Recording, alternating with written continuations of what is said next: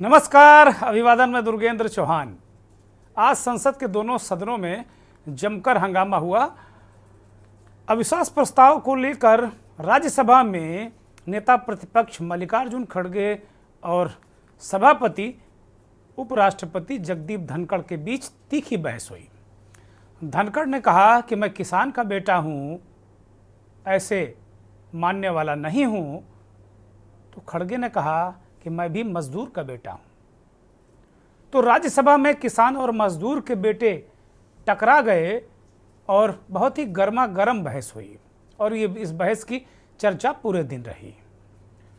मुद्दे की बात तो इधर ही उधर चली गई, लेकिन खड़गे जो चेयरमैन है राज्यसभा के, धनखड़ साहब, उनके अविश्वास प्रस्ताव पर बोल रहे थे। तो दूसरी तरफ लोकसभा में आज प्रियंका गांधी का डेब्यू हुआ। आज सदन में उनका पहला भाषण था और वो पहली बार भाषण दे रही थी।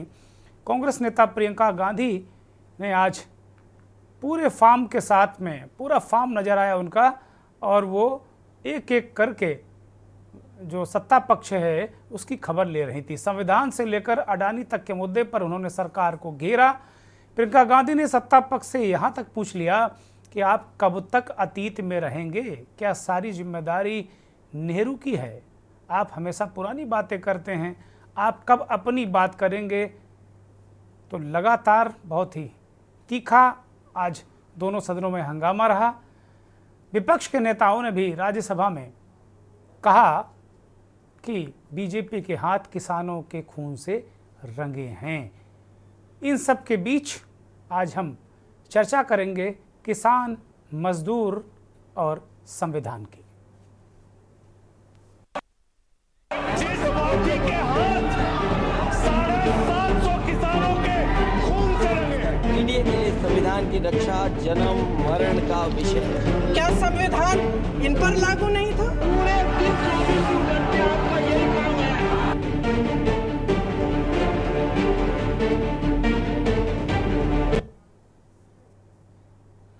मजदूर किसान संसद में घमासान, ये आज मंथन का विषय है।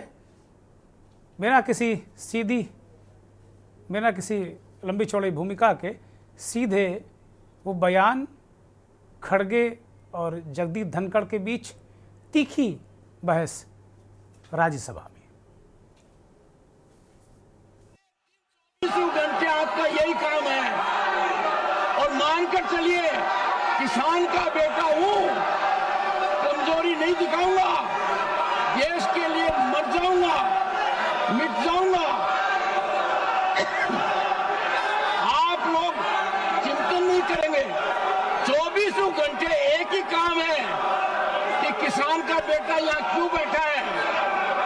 मैं आंखों से देख रहा हूं, पीड़ा महसूस कर रहा हूं। मेहरबानी कर दिल टटोलिए, मेहरबानी कर कुछ सोचिए। मैंने इज्जत देने में कोई कमी नहीं रखी है। And look at the gesturing, look at what you are saying. मैंने बहुत बर्दाश्त किया है। आज का किसान खेत तक सीमित नहीं है। आज का किसान हर जगह कार्यरत है, सरकारी नौकरी में है, उद्योग में है। आप प्रस्ताव लाए, आपका अधिकार है। प्रस्ताव पर चर्चा हो, आपका अधिकार है। पर आपने क्या किया? संविधान की धज्जियां उड़ा दी। किसने रोका आपके प्रस्ताव को? आपके यहां से बयान जारी होता है कि हमारे प्रस्ताव पर क्या हुआ। अरे कानून पढ़िए, आपका प्रस्ताव आ गया, 14 दिन बाद आएगा। आपने एक मुहिम चला रखी है। Don't be shameless. Let him speak. Don't be shameless. Mr. Derek Don't O'Brien. do what you want. Don't be shameless. Derek O'Brien. Who are you? Let him speak. Derek Let him O'Brien. speak. Let him speak. Let him. किसी भी हालत में कमजोर नहीं पड़ूंगा ना, सबकी सुनूंगा। पूरे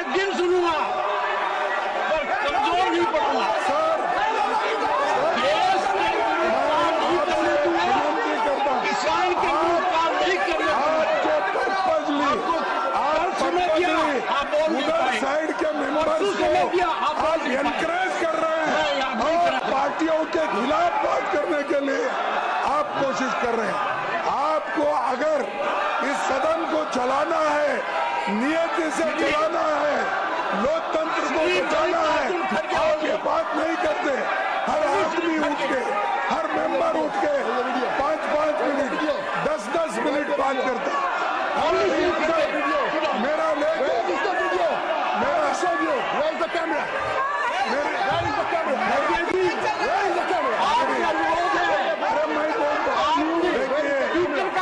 उपयोग किया मेरा नाम लेके, उसको दिमाग में आएगा। मेरा नाम लेकर बार-बार बोल रहे हैं, आप चुप्पी साधे हैं।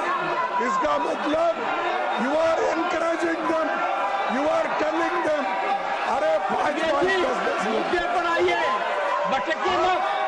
अरे साहब, आप अगर किसान हैं तो मैं किसान मजदूर का बेटा हूं। मैं खुद तुमसे भी ज्यादा मैं इतना कष्ट सहना, आपसे भी ज्यादा मैं सहना हूं। बड़े आप तो नोट मशीन से गिनते थे, मेरा बाप मेहनत करके ला।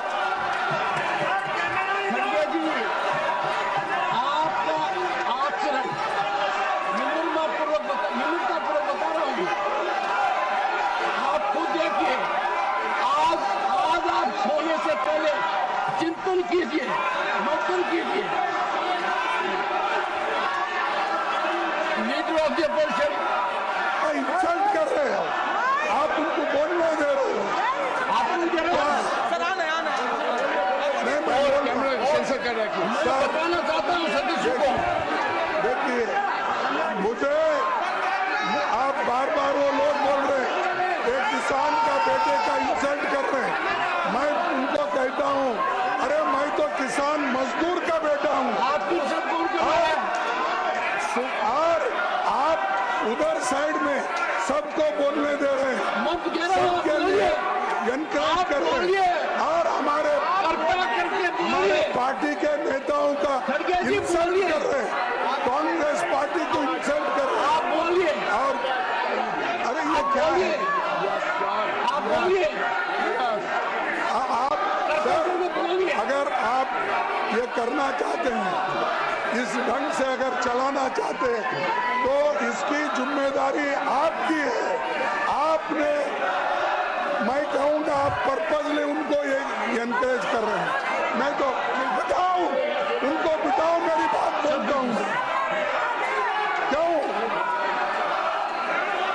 क्यों माननीय सदस्य, आपके तारीफ सुनने के लिए हम नहीं आए साहब, आपकी तारीफ सुनने के लिए नहीं आए। हम देश के मुद्दे कुछ चर्चा, देश के मुद्दों पे चर्चा करने के लिए, तारीफ आपको पसंद है, हम लोगों के समस्या को सुलझाने के लिए आए।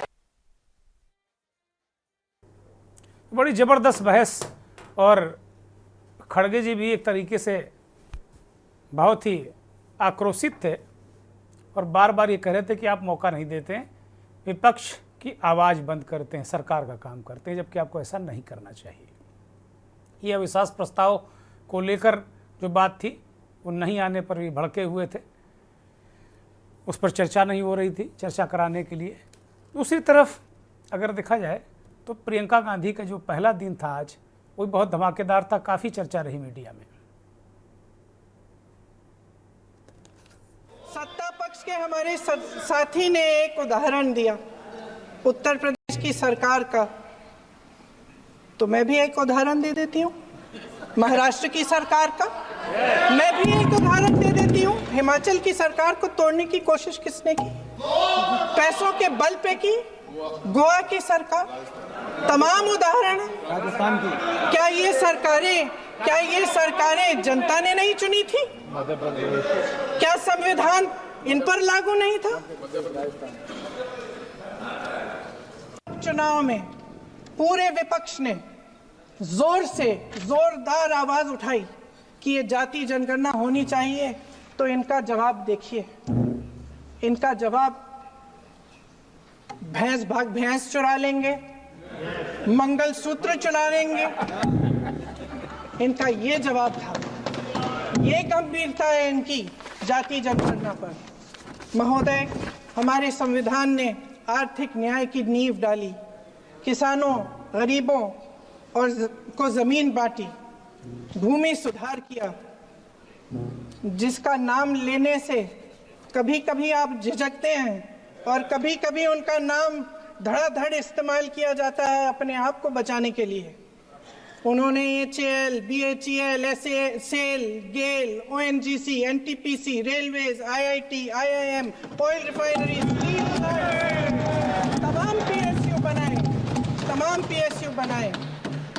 अध्यक्ष महोदय, उनका नाम पुस्तकों से मिटाया जा सकता है, उनका नाम भाषणों से मिटाया जा सकता है, लेकिन जो उनकी भूमिका रही इस देश की आज़ादी के लिए और इस देश के निर्माण के लिए, वो इस देश में से कभी मिटाया नहीं जा सकता।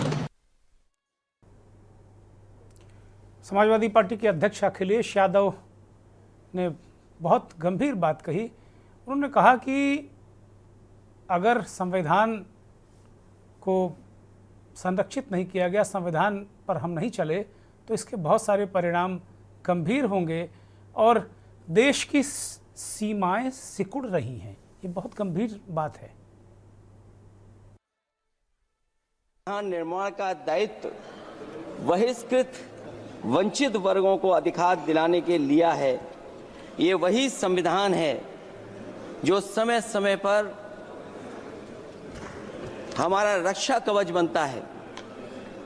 अध्यक्ष महोदय, ये संविधान हमारी ढाल है, संविधान हमारी सुरक्षा है, संविधान हमें समय समय पर शक्ति देता है। संविधान ही देश की 90% शोषित, उपेक्षित, पीड़ित, वंचित जनता के अधिकारों का सच्चा संरक्षक है। ये संविधान ही हमारा बड़ा मददगार है। इसलिए ये हमारे जैसे लोग और देश के कमजोर लोगों के लिए और खासकर पीडीए के लिए संविधान की रक्षा जन्म मरण का विषय है। भारतीय जनता पार्टी किसानों की बात कर रही है, जिस पार्टी के हाथ 750 किसानों के खून से रंगे हैं। माइक तुम्हारे पास कैमरा क्यों नहीं है? और कैमरा नोट लिया। ये भी संकट है संसद में कि जब विपक्ष बात करता है, कैमरा फिर आसन की तरफ चला जाता है। विपक्ष चिल्लाता है, कैमरा क्यों नहीं, कैमरा क्यों नहीं। मुझे लगता है देश की समस्याओं से ज़्यादा विपक्ष कैमरा अपनी तरफ करने के लिए मशक्कत करता रहता है। बड़ी गंभीर बात है। वैसे ये उनका हक है कि जब वो चर्चा कर रहे हो तो देश देखे, ऐसा होना चाहिए, लेकिन ऐसा नहीं हो रहा है बार बार कहने के बावजूद। क्या कारण है, ये तो संविधान के विशेषज्ञ या जो संसद की कार्रवाई को समझते हैं वो लोग जाने। आज चर्चा चूँकि संविधान पर लोकसभा में शुरू हो गई है, 13 और 14 होगी और फिर 16 और 17 ये राज्यसभा में होगी। संविधान के 75 साल पूरे हो गए हैं, तो संविधान पर चर्चा हो रही है और आज हम भी यहाँ चर्चा करेंगे कि 75 साल के संविधान ने हमें क्या दिया, संविधान के सामने क्या चुनौतियाँ हैं और हमें और कैसे बेहतर राष्ट्र बनाना है संविधान के मुताबिक। संविधान जो 75 साल का हमारा संविधान है, उसकी दशा और दिशा पर भी हम आज बात करेंगे और इस पर भी बात करेंगे कि मैं मज़दूर का बेटा हूँ, मैं किसान का बेटा हूँ, ये नौबत क्यों आई है, क्योंकि आज पूरे दिन घमासान मचा रहा है। मेहमान जुड़ गए हैं डॉक्टर ओम सुधा, जाने माने सामाजिक चिंतक और संविधान एक्सपर्ट के तौर पर हमारे साथ जुड़ गए हैं। बहुत स्वागत, बहुत धन्यवाद। महेंद्र सिंह, वरिष्ठ पत्रकार संपादक, दिल्ली से हमारे साथ जुड़े हैं, बहुत स्वागत। दीपक भाटी चोटीवाला, कांग्रेस नेता, हमारे साथ जुड़े हैं, बहुत स्वागत दीपक जी आपका, बहुत धन्यवाद। डॉक्टर कौमुदी चौधरी हमारे साथ जुड़ी हुई हैं, भारतीय जनता पार्टी के वरिष्ठ नेता हैं, आपका भी बहुत स्वागत, बहुत धन्यवाद, आभार। नरेंद्र बैसला साहब, किसान नेता हैं, भारतीय किसान यूनियन से आपका संबंध है, हमारे साथ जुड़े हुए हैं, बहुत स्वागत नरेंद्र भाई, बहुत धन्यवाद। चूँकि आज किसान और मज़दूरों की बात हुई है और अभी ब्रेक के बाद मुझे लगता है कि मज़दूरों का प्रतिनिधित्व करने वाला भी कोई साथी हमारे साथ होंगे, तो कुल मिलाकर अगर देखा जाए तो अपने आप में बड़ी महत्वपूर्ण ये चर्चा है और इसकी शुरुआत हम डॉक्टर ओम सुधा से शुरू करते हैं। डॉक्टर ओम सुधा, एक तो संविधान पर आज से चर्चा शुरू हो गई है। जो संसद का आज रुख रहा लोकसभा का, उसको आप देख रहे हैं क्या जिस पर चर्चा होनी चाहिए? क्योंकि 75 साल अभी नवंबर में ही हुए हैं और दिसंबर में हम चर्चा कर रहे हैं। तो एक तो मेरा इस बात पर मेरा एतराज़ है कि उसी वक्त जब 75 साल हुए थे बाबा साहब की जयंती पर, तभी इसको कर लिया जाता तो ज़्यादा बेहतर रहता। लेकिन चलिए, अब चर्चा कर रहे हैं, संसद का सत्र है, बड़ा महत्वपूर्ण विषय है। तो जो मैंने आज देखा कि वो जो संविधान पर चर्चा की बजाय ये याद दिलाया कि भाई आपने किसकी सरकार गिराई, आपने किसकी सरकार गिराई। ठीक है, ये भी असंवैधानिक कृत्य था, लेकिन संविधान कहाँ खड़ा है, कैसे आगे हम चलेंगे, ये बातें क्या हुई संसद के अंदर और क्या अभी कल भी चर्चा उम्मीद आप रखते हैं। राजनाथ सिंह ने ज़रूर ये कहा राहुल गांधी की तरफ इशारा करके कि जिन लोगों ने बचपन से देखा है कि संविधान से कैसे खेला जाता है, वो आजकल संविधान को अपनी जेब में रखकर घूम रहे हैं। प्रोफेसर ओम सुधा। पूरे देश ने वो तस्वीरें देखी होगी जब नगीना से चुने हुए सांसद हैं, दलित सांसद चंद्रशेखर आजाद, हाथ में तख्ती लेकर संसद भवन के बाहर जो है वो प्रोटेस्ट कर रहे हैं और मीडिया से बात कर रहे हैं। छत्तीसगढ़ का सवाल उठा रहे हैं, युवाओं के रोजगार का सवाल उठा रहे हैं और दलित उत्पीड़न का सवाल उठा रहे हैं। पार्लियामेंट हाउस के बाहर एक सांसद जो है संसद के बाहर जो है तख्ती लेकर खड़ा है। चंद्रशेखर की यह जो तस्वीर सामने आई है, यह अपने आप में सब कुछ बयान कर देता है कि आज की तारीख में संसद और संविधान क्या है। मैंने उसी समय जब चंद्रशेखर आजाद की, जो कि सांसद है नगीना से, उनकी यह तस्वीर देखी, तब मैंने ट्वीट किया था कि यह जो करोड़ों रुपए खर्च करके संसद भवन बनाया गया है, अगर सांसद संसद में अपनी बात नहीं कह पा रहा है, इस संसद भवन को जो करोड़ों में बनाया गया है, इसको शादी ब्याह के लिए क्यों नहीं किराए पर लगा देना चाहिए? कम से कम कुछ तो रेवेन्यू आएगा, कुछ तो उतने बड़े बिल्डिंग का उपयोग हो जाएगा। क्योंकि जब आप संसद के बाहर सांसद को अपनी बात कहनी पड़ रही है, तो फिर संसद भवन की क्या उपयोगिता है? यह न केवल सरकार सोचे, मीडिया सोचे, विपक्ष सोचे, बल्कि मुझे यह लगता है कि यह आम जन का सवाल है। दूसरे एक बिंदु पर, मैं तकनीकी बिंदु पर ध्यान आकृष्ट कराना चाहूंगा। दुर्गेंद्र जी, आपको जानकर आश्चर्य होगा कि जो राज्यसभा का रूल 276 है, उसके अंतर्गत विपक्ष ने अब तक 44 बार सरकार नोटिस दिया है स्पीकर को कि आप जो है तमाम, ये जो नियम 276 होता है, ये होता है किसी विशेष परिस्थिति में किसी विशेष मुद्दे पर सरकार उस पर चर्चा कराए, इसके लिए नियम 276। 44 बार नोटिस किया है विपक्ष ने। 44 बार में से एक बार भी ये जो स्पीकर धनखड़ जी हैं, जिनका रीढ़ का हड्डी थोड़ा ज्यादा ही झुका हुआ है, इनकी तस्वीर हमने हमेशा झुकी हुई देखी है, पता नहीं रीढ़ के हड्डी में कोई दिक्कत है या कोई और दिक्कत है। तो इन्होंने 44 बार में एक बार भी परमिशन नहीं दिया विपक्ष को चर्चा के लिए। हाँ, एक बार अभी हाल में 276 में इन्होंने परमिशन दिया था, जब कोचिंग संस्थान का मामला आया था, उसमें सरकार ने अपनी ही पार्टी को जो है परमिशन दिया था उसके अंतर्गत चर्चा के लिए। लेकिन 44 बार विपक्ष को जो है मौका नहीं दिया है। इसी तरह लोकसभा का नियम 184 या 86 है, मेरे ध्यान से, मैं कंफ्यूज हो रहा हूं थोड़ा, उसके अंतर्गत कई सांसदों ने जो है अपील किया, सरकार को नोटिस दिया, लेकिन किसी को भी स्पेस नहीं मिल पा रहा अपनी बात रखे। आप बताइए महाराज, ये 1 अरब 40 करोड़ लोगों का जो देश है और हम सब मिलकर सांसद चुनकर संसद भेजते हैं, आखिर संसद को यह सरकार नहीं चलने देना चाहती है, यह मंशा तो स्पष्ट है। और क्यों नहीं चलने देना चाहती है, इसका जवाब मैं देता हूं। यह सरकार इसलिए नहीं चलने देना चाहती है क्योंकि 276 के अंतर्गत विपक्ष जो है मणिपुर पर चर्चा चाहता था, तो मणिपुर पर सरकार को जवाब नहीं दी, सरकार के पास जवाब नहीं है। प्रधानमंत्री जी को फिल्मी परिवार से मिलने के लिए, फोटो खिंचवाने के लिए, वीडियो रील बनवाने के लिए समय है, लेकिन मणिपुर जाने का समय हमारे आदरणीय प्रधानमंत्री जी को नहीं है। संभल का जो मुद्दा है, देश के विपक्ष के सबसे बड़े कंप्लीट करिए जल्दी से, तो संभल नहीं जाने दिया गया। चंद्रशेखर आजाद ने, जो कि उत्तर प्रदेश से आते हैं, सांसद हैं, संभल जाने की परमिशन नहीं मिली। क्यों भाई? ये कौन सा माथे पर जो है फटाका लगा के जो है मस्जिद खोदने जा रहे थे? अब नेता प्रतिपक्ष जो देश का है वह नहीं जाएगा, एक सांसद नहीं जाएगा, तो वहां कौन जाएगा? जो दंगाई है, जो व्यक्ति जो है कोर्ट में कहता है कि मस्जिद के नीचे जो है फलाना मंदिर है, उसको आप जो है पूरा रैला बना के जाने दे रहे हैं, लेकिन नेता प्रतिपक्ष नहीं जा सकता है। मैं यह बात इस चर्चा में इसलिए लेकर आ रहा हूं क्योंकि आज हम लोग बात कर रहे हैं संविधान की। तो क्या आजादी के 7.5 दशक बाद हमने यह पाया है कि नेता प्रतिपक्ष किसी घटना स्थल पर नहीं जा सकता? क्या आजादी के 7.5 दशक बाद इस देश की उपलब्धि यह है कि सांसद को संसद में अपनी बात नहीं कर सकता है, संसद भवन के बाहर तख्ती लेकर घूमना पड़ेगा? यह हमारे 7.5 दशक की उपलब्धि है।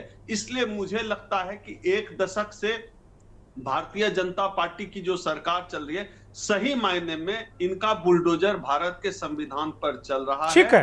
यह लोग संविधान को खत्म कर देना चाहते हैं। ठीक है।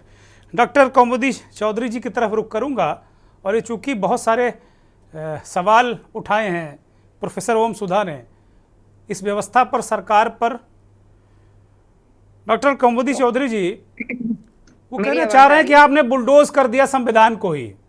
आप संसद पे चर्चा नहीं चाहते, संसद के अंदर चर्चा नहीं चाहते, संवैधानिक काम आप करने देना नहीं चाहते, जवाब देंगे नहीं, तो कह रहे भाई शादी ब्याह के लिए उठा दो, फिर क्यों इसको हम लोगों ने बनाया है? आप ये जो बात बोल रहे हैं, जो लांछन लगा रहे हैं भारतीय जनता पार्टी पर, मैं इस बात का पूरी तरीके से प्रतिकार करती हूँ। आप स्वयं इतिहास को उठा करके देखिए, भारतीय जनता पार्टी ने जो कार्य किए हैं उनकी तो चर्चा कोई करता नहीं है। जितने अच्छे कार्य हमारे नेता मोदी जी कर रहे हैं उनकी कोई चर्चा नहीं करता। लेकिन कोई बात नहीं, आप संसद में चर्चा चाहते हैं तो आप ये क्यों भूल जाते हैं कि जब यह सरकार बनी थी और जब विपक्ष थोड़ा मजबूत स्थिति में आया था तो विपक्ष ने क्या हम लोगों के साथ में व्यवहार किया था? कोई चर्चा ये विपक्ष ही नहीं होने देना चाहता था।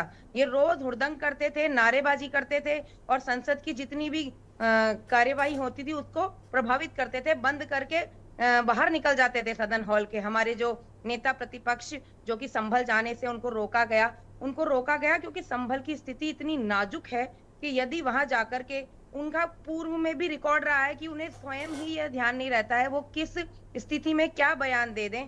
ऐसी स्थिति में इतने संवेदनशील इलाके में जाकर के और एक ऐसा बयान दे देना जो कि वहां की भीड़ को भड़का सकता है, आम जन को आहत कर सकता है, ऐसी स्थिति से बचने के लिए सभी स्थितियों का मुआयना करने के बाद यह निर्णय लिया गया। और हमारी भारतीय जनता पार्टी एकमात्र ऐसी सरकार है जो कि प्रशासन को साथ लेकर के कार्य करती है। वो कभी भी प्रशासन को नकारती नहीं है। प्रशासन से रिपोर्ट ली जाती है कि वहां वास्तविक स्थिति क्या है। आप अगर सदन की कार्रवाई चाहते हैं तो स्वयं अपने व्यवहार को सुधारिए। आपने स्वयं उठा करके देखिए आपने कितनी कार्रवाइयां भंग करवाई है।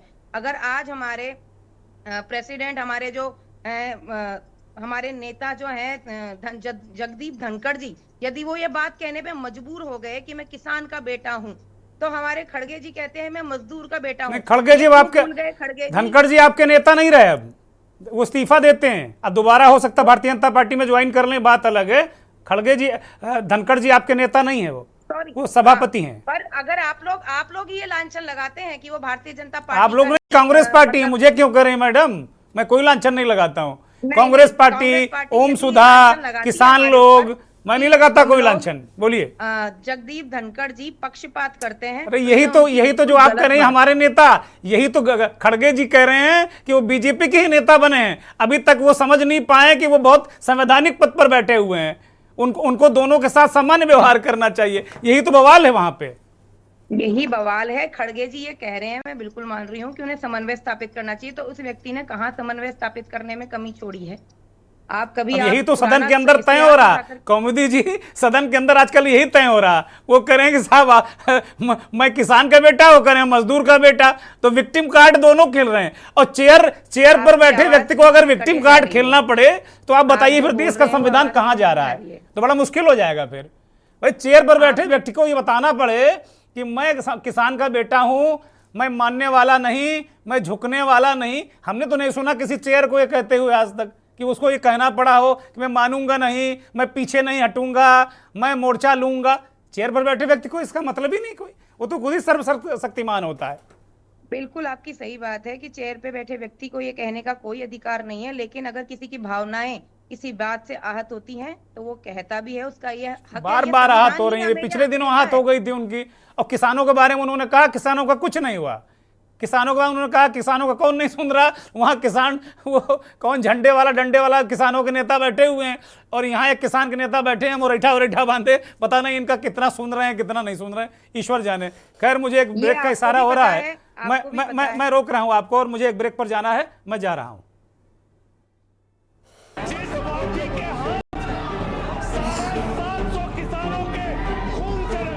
इंडिया के लिए संविधान की रक्षा जन्म मरण का विषय है। क्या संविधान इन पर लागू नहीं था?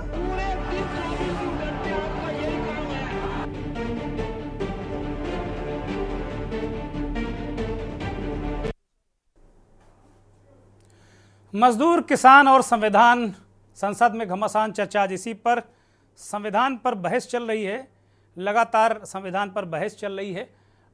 लोकसभा में आज बहस हुई पूरे दिन, 16 सांसदों ने भाग लिया, और कल भी बहस होनी है। उसके बाद राज्यसभा में 16 और 17 तारीख को ये बहस होगी। 75 साल हुए हैं संविधान को। संविधान के जरिए हमें क्या मिला, क्या खोया, क्या पाया, और आज संविधान की स्थिति क्या है। जाने माने सामाजिक चिंतक, विश्लेषक और संविधान के जानकार प्रोफेसर ओम सुधा ने कहा कि संविधान को बुलडोज किया जा रहा है। और भारतीय जनता पार्टी के नेता डॉक्टर कौमुदी चौधरी ने इस बात को खारिज किया, और उन्होंने कहा कि नहीं, उनकी सरकार और प्रधानमंत्री संविधान के सबसे बड़े संरक्षक रक्षक हैं और काम कर रहे हैं वो। इस बीच हमारे साथ एक और ख़ास मेहमान भारतीय मजदूर संघ के प्रदेश महामंत्री अनिल उपाध्याय जी जुड़ गए हैं। उपाध्याय जी, आपका भी बहुत स्वागत, बहुत धन्यवाद, बहुत आभार। भामस समय समय पर मजदूरों की बात उठाता रहा है। भामस का संबंध भले ही संघ से है, लेकिन इसके बाद भी लगातार वो सरकार के खिलाफ भी बातें करता रहा जो मजदूरों के हित में रही हैं। रुख सीधे करेंगे कांग्रेस के नेता दीपक भाटी चोटीवाला की तरफ। दीपक जी, बहुत सारे आरोपों के कटघरे में भारतीय जनता पार्टी के नेता ने आपको खड़ा कर दिया है और कहा कि राहुल जी को कुछ होश ही नहीं रहता। अब इन्होंने यही नहीं किया है कि राहुल जी क्या कुछ हल्का फुल्का, बस यही नहीं कहा डॉक्टर कौमुदी चौधरी ने, बाकी उन्होंने कह दिया कि उनको होश में नहीं रहते, क्या बोल जाएं क्या ना बोल जाएं, इसलिए उनको रोका गया है। लेकिन आज हम उस पर नहीं जाएंगे, आज हम केंद्रित रखेंगे संविधान पे। पहले दिन चर्चा जो संविधान पे हुई, उसको लग रहा है कि हाँ, संविधान की चर्चा वास्तव में गंभीरता से सोच जा रहे हैं कि नहीं जा रहे हैं?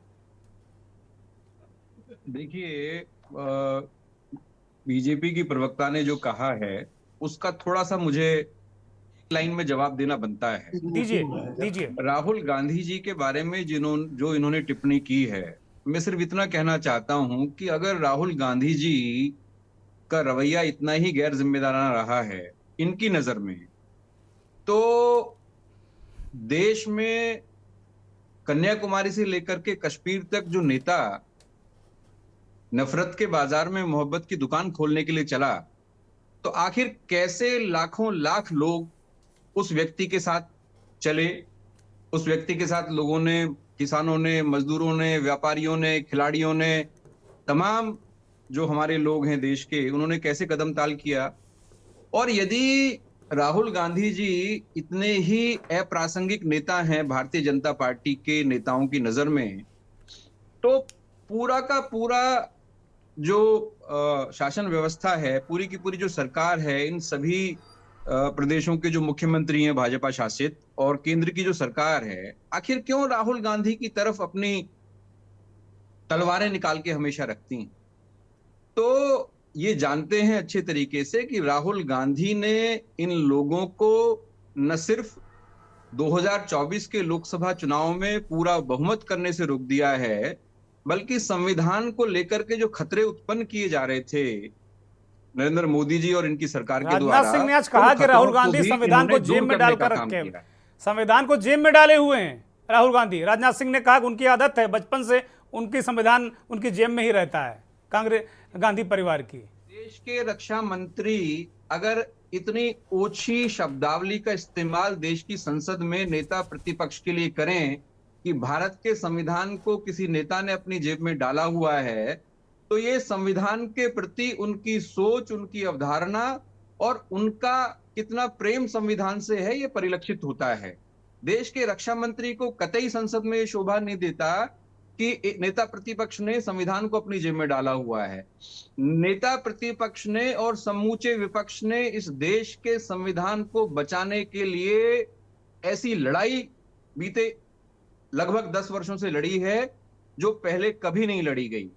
और जिस प्रकार से संविधान को पंगु बना करके, संविधान को तोड़ मरोड़ करके, संविधान को ताक पे रख करके शासन व्यवस्था चलाने का प्रयास किया जा रहा है, और तमाम ऐसी चीजें की गई हैं जो पहले कभी नहीं की गई, तो ये अपने आप में एक उदाहरण है। और जहां तक राज्यसभा में जो चर्चा हुई, मैं उस पर भी थोड़ा बात कहना चाहता हूं। मैं आऊंगा दीपक जी, उसको दूसरे चक्र में लेते हैं। इस पर संविधान की जो चर्चा हुई है आज, उसको लेकर आप संतुष्ट हैं कि सही दिशा में लोकसभा में चर्चा जा रही? मैं राज्यसभा वाले पे आऊंगा अभी आपके पास। हमारी नेता प्रियंका गांधी जी ने जिस प्रकार से 31.5 मिनट संविधान के ऊपर सरकार को घेरने का काम किया, इनको आईना दिखाने का काम किया और बताने का काम किया कि आखिर कब तक नेहरू को नकारते आप रहेंगे, आप कब पिछले 11 साल के बीते 11 साल के आपका जो शासन है उसका जवाब देंगे, आप बताएंगे इस देश के लिए आपने क्या किया है। संविधान को तोड़ने मरोड़ने के अलावा यदि आपकी कोई और उपलब्धि हो तो आप बताएं।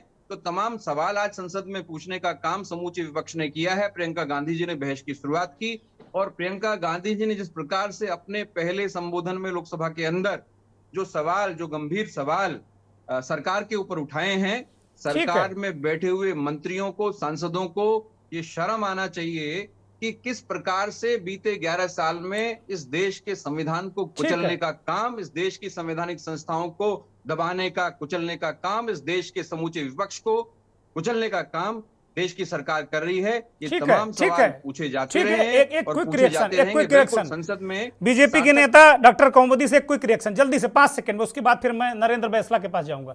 डॉक्टर कौमुदी तुरंत, बहुत जल्दी में। देखिए, मेरे लिए जो अभी हमारे बहुत ही सम्मानित दीपक भाटी जी ने जो कहा वो कोई नई बात नहीं है, क्योंकि मैं कहना नहीं चाहती हूँ, पुनः कहूंगी कि कांग्रेस जो पार्टी है, आप लोगों ने कहा कि हम क्यों राहुल गांधी जी पे इस प्रकार के लांछन लगाते आ रहे हैं और क्यों उन्हीं के ऊपर सभी हमारे लांछन केंद्रित रहते हैं। तो ऐसा मैं कहना चाहती हूँ कि पूरी कांग्रेस पार्टी ही एक व्यक्ति और एक परिवार पर केंद्रित है, इसलिए लांछन भी उन्हीं पे केंद्रित है। क्योंकि आप लोग, उनके अलावा मुझे तो कोई नेता नहीं नजर आते जिनके विषय में चर्चा होती है, जिनको हाईलाइट किया जाता है, जिनको पॉपुलर किया जाता है। आप लोग एक ही व्यक्ति के पीछे चलने के आदी हैं और पिछले 60-70 वर्षों से आप लोग यही कार्य कर रहे हैं और करते आ रहे हैं। आज भी मुझे लगता है कि आप लोग थैंक यू। नरेंद्र बैसला की तरफ जाएंगे। थैंक यू डॉक्टर कौमुदी। नरेंद्र बैसला, जो आज राज्यसभा में एक होड़ लगी थी, धनखड़ जी कह रहे थे मैं किसान का बेटा हूं, विपक्ष जो है उसके पेट में दर्द हो रहा है कि किसान का बेटा ऊंचे कैसे बैठ गया है। अब किसान, विपक्ष की नज़र में किसान केवल मिट्टी खोता और खेतों में अपनी काया को जलाता जो व्यक्ति है, वैसे ही परिकल्पना कर रखी है विपक्ष ने। जबकि किसान अब नौकरी कर रहा है, किसान अब उपराष्ट्रपति है, किसान अब सभापति है। तो क्या किसान की स्थिति इतनी बढ़िया हो गई है क्या नरेंद्र बैसला? नहीं जी, बताना चाहूंगा मैं जी, किसान के बेटा हो सकते हैं लेकिन किसान नहीं है। किसान का बेटा होना किसान नहीं है। वो किसान होते तो किसान का बुरा नहीं सोचते। किसानों बुरा कहाँ सोच रहे हैं? उन्होंने तो अच्छा कहा, सरकार से कहा भाई किसानों की सुनो, पिछले दिनों उन्होंने कहा था। लेकिन अब वो भाजपा के एजेंडे पे काम कर रहे हैं। बोलिए बोलिए। पिछले दिन उन्होंने जो बात किसानों के पक्ष में कही थी, अभी वो उनके विपक्ष में बोल रहे हैं। भारतीय जनता पार्टी के पक्ष में वो बात रख रही है जो किसानों की नहीं सुन रही है इस टाइम। धनखड़ जी देश के उपराष्ट्रपति है, उन्हें अपने पद की गरिमा को समझते हुए देश हित में, किसान हित में बात करनी चाहिए। किसान इस देश की ध्रुव है। 70% इस देश में किसान है और बिना खेती के, बिना किसानों के इस देश का गुजारा नहीं हो सकता। हम विदेशों की होड़ कर रहे हैं, लेकिन अपनी जो कृषि है, अपनी संस्कृति है, उसको भूल जा रहे हैं। नरेंद्र बैसला, किसानों की क्या मूल समस्याएं हैं जो नहीं संसद में एड्रेस नहीं हो पा रही?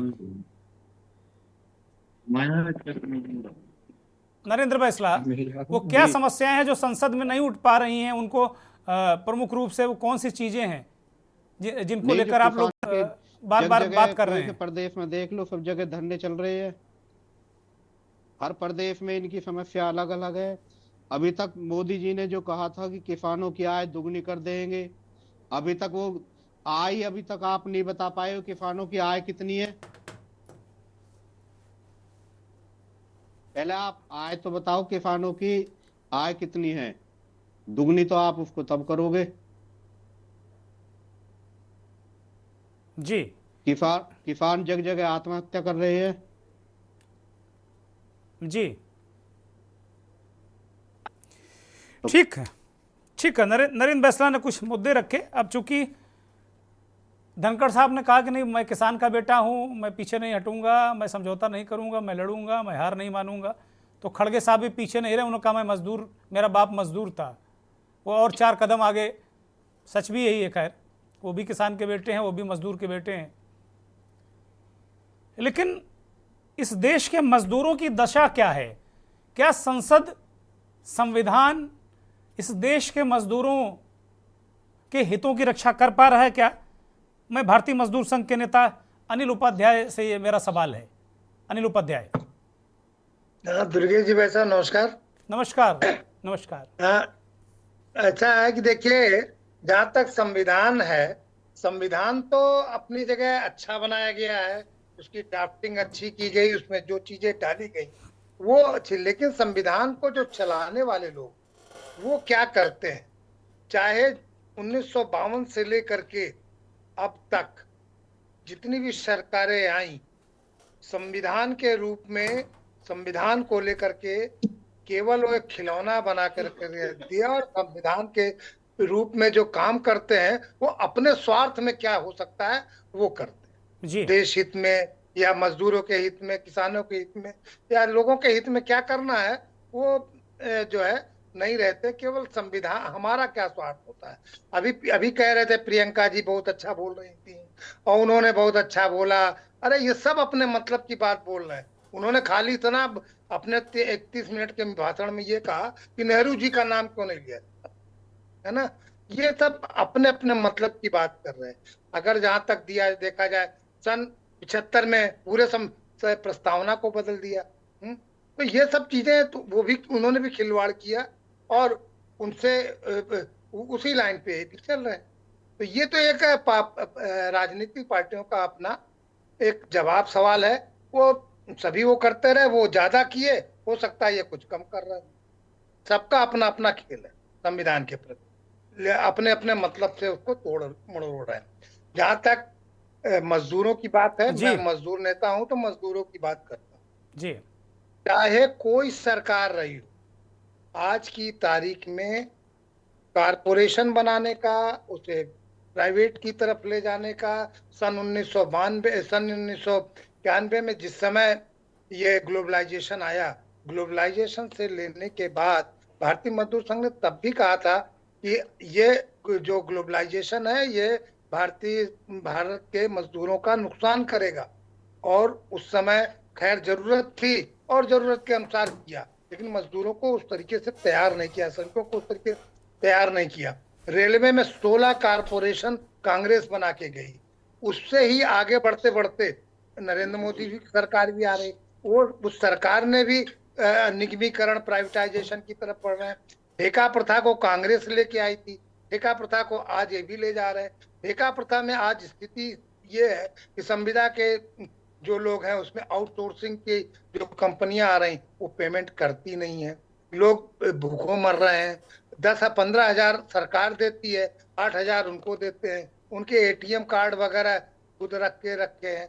तो संविधान की चर्चा किसान या मजदूर के लिए तो तब हो जब वो उसका पेट भरा हो, उसके लिए तो स्थिति बहुत खराब स्थिति में है। अच्छा, उपाध्याय जी, क्या मजदूर को आप कहीं देखते हैं संसद में? उसके बारे में कभी चर्चा सुनी है क्या? हमने तो नहीं सुनी हाल में कि मजदूर की कोई चर्चा हुई हो। बिल्कुल आप भाई साहब, आपके से मैं बिल्कुल सहमत हूं।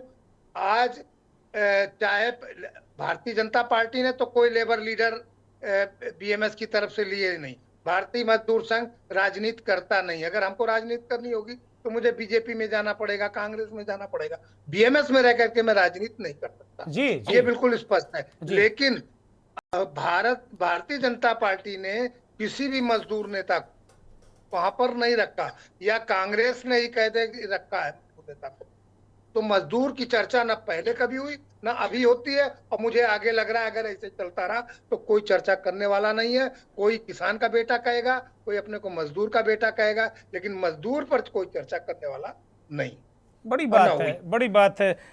भामस के नेता अनिल उपाध्याय जी ने बहुत बड़ी बात कही कि भाई ठीक, थोड़ा कम थोड़ा ज्यादा, नजर अपनी अपनी हो सकती है, लेकिन न मजदूर कहीं है संसद के अंदर, न संविधान के अंदर, न किसान है।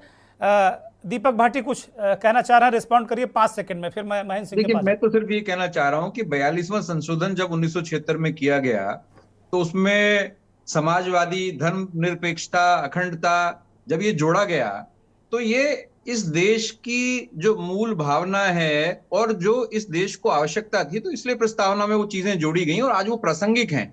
यदि उस समय उन बातों का ख्याल नहीं रखा जाता और संविधान संशोधन के हिसाब से उन चीजों को प्रस्तावना में नहीं जोड़ा जाता तो आज देखिए कि आज स्थिति और ज्यादा बद से बदतर होती।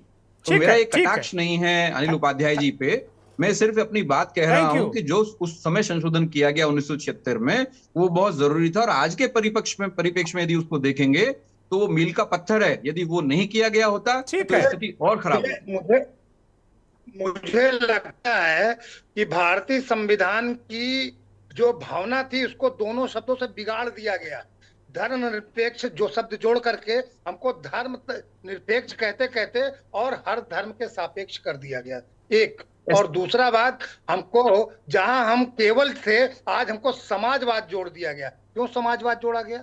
अरे हम समाजवाद इसलिए जोड़ा गया उपाध्याय जी, समाजवाद इसलिए जोड़ा गया जो आप मजदूरों की बात कर रहे हैं बार बार।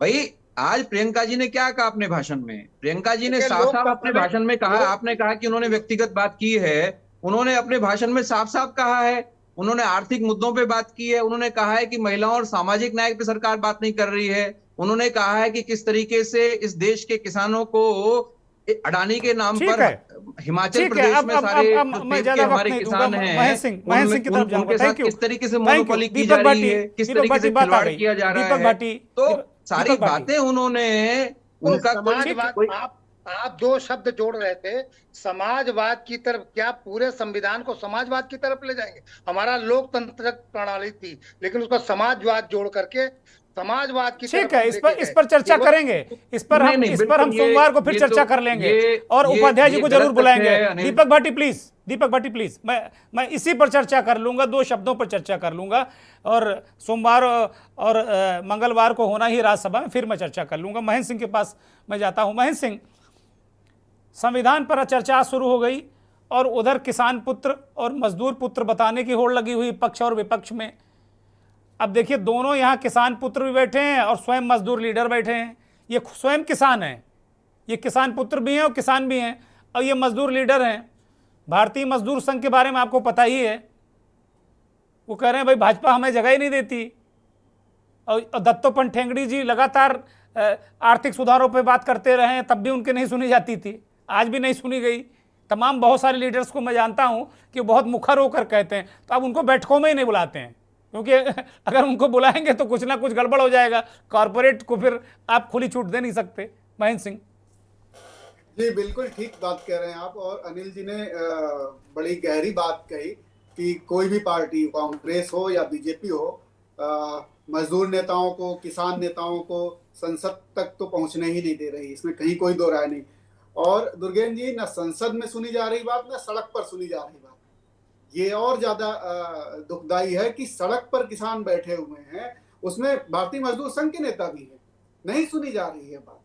तो ना सुनवाई संसद में है, ना सड़क पर है, सिर्फ और सिर्फ पॉलिटिकल एजेंडा है, पॉलिटिकल बहसबाजी की जा रही, जिससे कि तमाम और जो समस्याएं हैं, तमाम और जो मुद्दे हैं, उन पर ध्यान ना जाए।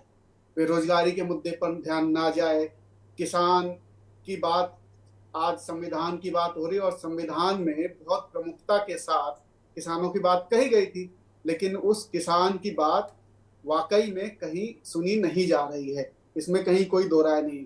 महाराष्ट्र में जो सबसे ज्यादा आत्महत्याओं के केस आते हैं दुर्गेन जी, उसमें अभी भी बहुत ज्यादा केस आ रहे हैं। मतलब आप ये सोचिए कि हर महीने 209-10 किसान आत्महत्या करते हैं जी।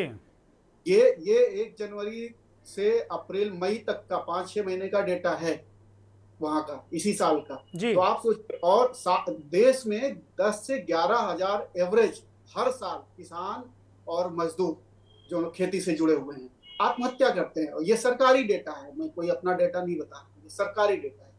अब आप सोचिए, जहां पर 10-11 हजार किसान आत्महत्या करते हैं, उसके लिए संसद में कोई किसान नेता, कोई पार्टी 2-4-6 किसान नेताओं को राज्यसभा में ही भेज दीजिए साहब, वो भी नहीं है। लोकसभा की टिकट नहीं देते आप, चुनाव जीत के नहीं आ सकते, राज्यसभा में भेज दीजिए, उनकी बात सुनिए कम से कम। कहीं कोई सुनवाई नहीं है, जबकि अब तो दिक्कत ये हो गई ना महेंद्र सिंह, राज्यसभा में भेज के करोगे क्या? अब तो ये दिक्कत है विपक्ष के सामने, वो करें किसी भी सभा में भेज दो, जब कैमरा ही हट जाएगा, माइक ही हट जाएगा, बोलने नहीं दिया जाएगा।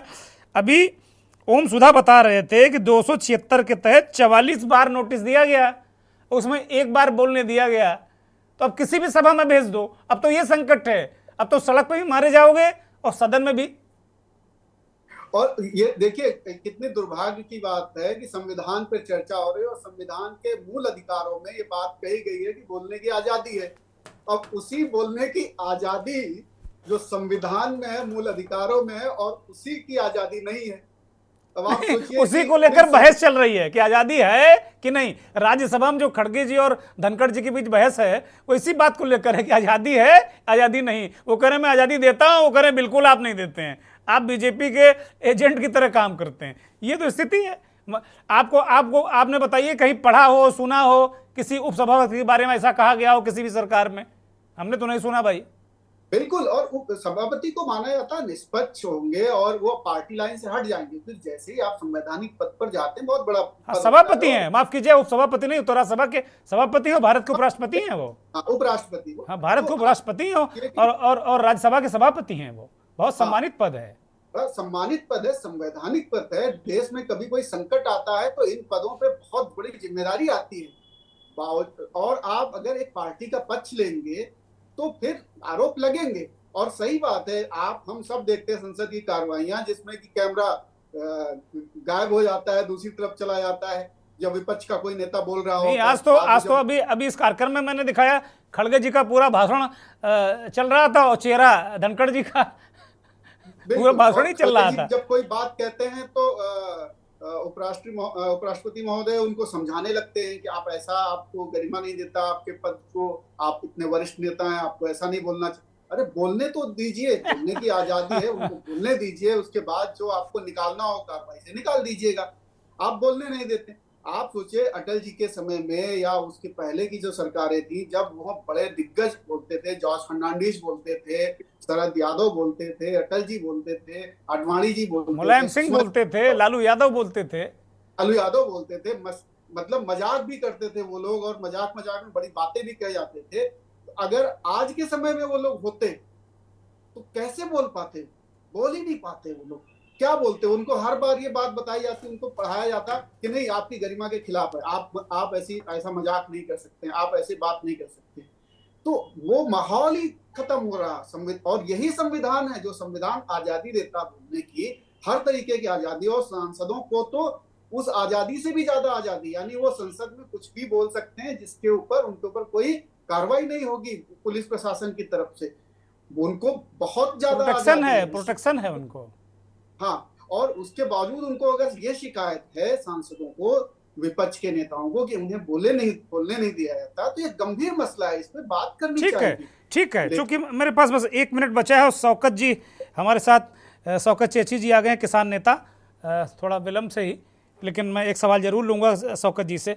शौकत जी, राज्यसभा में चर्चा चल रही है कि मैं किसान का बेटा, मैं मजदूर का बेटा, तो मैं आज मेरे कार्यक्रम में ये सवाल मूल रूप से मैंने उठाया है कि वास्तव में संविधान के 75 साल हो गए, उस पर लोकसभा में चर्चा हो रही, राज्यसभा में चर्चा होगी अभी सोमवार को और मंगलवार को। किसान कहाँ खड़ा है इस देश में, और संविधान ने उसको क्या प्रोटेक्शन अब तक दिया है? सबसे पहले तो आपको और सभी पैनलिस्टों को मेरी तरफ से नमस्कार। आपने बहुत अच्छा ये इशू उठाया है जी। सबसे बड़ी समस्या यह है कि देश के अंदर किसान तो बेचारा बन करके रह गया है। किसान के बारे में वैसे तो हमारे पूर्वजों ने नारा दिया था, खास करके पूर्व स्वर्गीय सॉरी नाम भूल गया मैं, जो हमारे पहले प्रधानमंत्री थे, चरण सिंह, आ जाएगा तुम्हें, चरण सिंह, लाल बहादुर शास्त्री जी। नहीं, पहले प्रधानमंत्री तो नेहरू थे। किसान, सबसे बड़ा दुर्भाग्य किसान का ये है कि किसान सड़कों पे आंदोलन करे कि परिवार को चलाए, कि देश का पेट भरे या देश की जीडीपी को संभाल करके रखे। अगर किसान सड़क पे आता है, अपनी जायज मांग उठाता है, तो उस आतंकवादी, खालिस्तानी, पाकिस्तानी न जाने किन किन नामों से पुकारा जाता है, उनका अपमान किया जाता है। और किसान को तो श्री कृष्ण लीला में ही भगवान का स्वरूप बताया गया है, भगवत गीता में भी बताया गया है। तो ये कहाँ लोप हो जाती हैं? जब किसान के लिए सड़कों पर आते हैं नेता वोट मांगने के लिए, तो उनको जो है तरह तरह के लुभावने वादे देते हैं और उनको ऐसी तरीका से कहते हैं कि भाई सब कुछ तो किसान ही है भारत की पावन धरती पर। लेकिन जब वो अपनी मांग उठाता है तो उन्हीं को जो है टॉर्चर किया जाता है बुरी तरीका से, चाहे एमएसपी की बात हो या फिर 2013 में जो कानून बना। ठीक है शौकत भाई, माफी के साथ मैं अब रुक रहा हूँ, एक 5 सेकंड की टिप्पणी में कांग्रेस के नेता से लूंगा। अब मैं रोक रहा हूँ आपको, बोलिए भाई। राज्यसभा में वो कह रहे हैं किसानों की दशा है। अब एक किसान का पुत्र कह रहा है, एक मजदूर का पुत्र कह रहा है, किसानों मजदूरों के प्रतिनिधि हमारे पास हैं। देखिए, संवैधानिक पद पे बैठे हुए व्यक्ति को यदि इस भाषा का इस्तेमाल उस कुर्सी पर बैठ करके करना पड़े, तो मैं समझता हूं कि उस व्यक्ति को उस पद पर बने रहने का कोई अधिकार नहीं है। जिस तरीके से विपक्षी नेताओं का मानमर्दन करके राज्यसभा चलाने का प्रयास उपराष्ट्रपति जी कर रहे हैं और विगत लंबे समय से एक राजनीतिक कार्यकर्ता की तरह वो काम कर रहे हैं, तो ये एक बदनुमा अध्याय है। ठीक है, mister Chotiwala, thank you. Kaumudi ji 5 second में जल्दी से टिप्पणी। कौमुदी जी।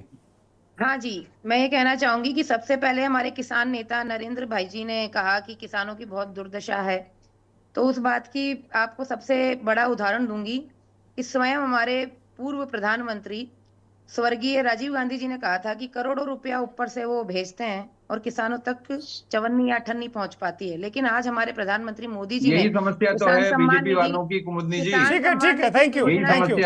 आप लोग मत बोलिए प्लीज, नेहरू पे पहुंच जाते हैं, कभी राजीव गांधी पे पहुंच जाते हैं। गौतम बुद्ध नगर में आज भी 125 किसान जेल में बंद है गौतम बुद्ध नगर में। ठीक है, थैंक यू। गौतम बुद्ध नगर में 125 देखिए, बीच में बोलिए प्लीज दीपक जी, वो आपके बीच में नहीं बोलिए, वो दीपक जी प्लीज। वाले जो है मैं आपके बीच में बिल्कुल नहीं बोली, लेकिन इन लोगों की यही आदत है, ये लोग यही तरह। ठीक है, बीच में बोलिए प्लीज। मैं एक छोटी सी टिप्पणी अनिल उपाध्याय से बस। ठीक है, थैंक यू, धन्यवाद अनिल उपाध्याय।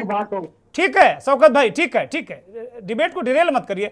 अनिल उपाध्याय, किसान और मजदूर को अगर जोड़ कर देखें तो क्या किसानों संसद से कल्याण होता दिख रहा है उनका? आज हमारे वो जो जगदीप धनखड़ जी हैं वो स्वयं किसान के बेटे हैं। हाँ ठीक है, आ गई बात, कौमुदी जी आ गई, बोलिए। जब नेता बन के तो ऊपर पहुंच जाते हैं सब भाई किसान ठीक है, के बेटे बन के अनिल पहुंचते हैं। उपाध्याय जी लेकिन किसानों की सुनता ठीक है। शौकत भाई प्लीज, शौकत भाई, अभी शौकत जी, मजदूरों की स्थिति है वो ग्लोबलाइजेशन के बाद गिरती गई है और आज बहुत बुरी दशा में है मजदूर।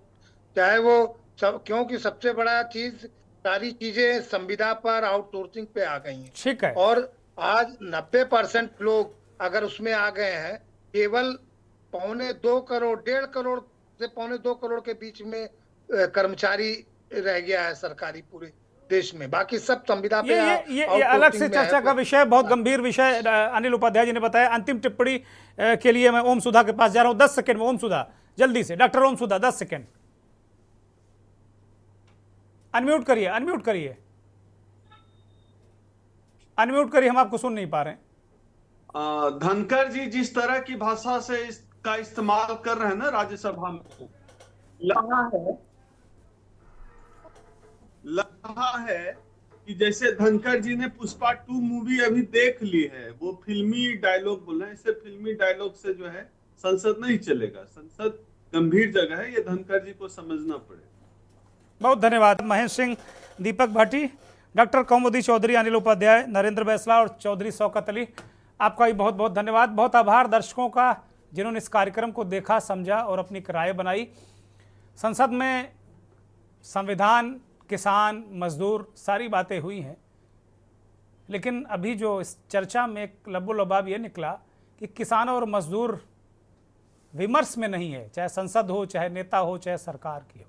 और दिक्कत यही है, जब तक किसान और मजदूर विमर्श में नहीं आएंगे, उन पर चर्चा नहीं होगी, तो उनके लिए नीतियां कैसे बनेंगी, उनका कल्याण कैसे होगा और फिर देश का कल्याण कैसे होगा, ये बड़ा सवाल। नमस्कार।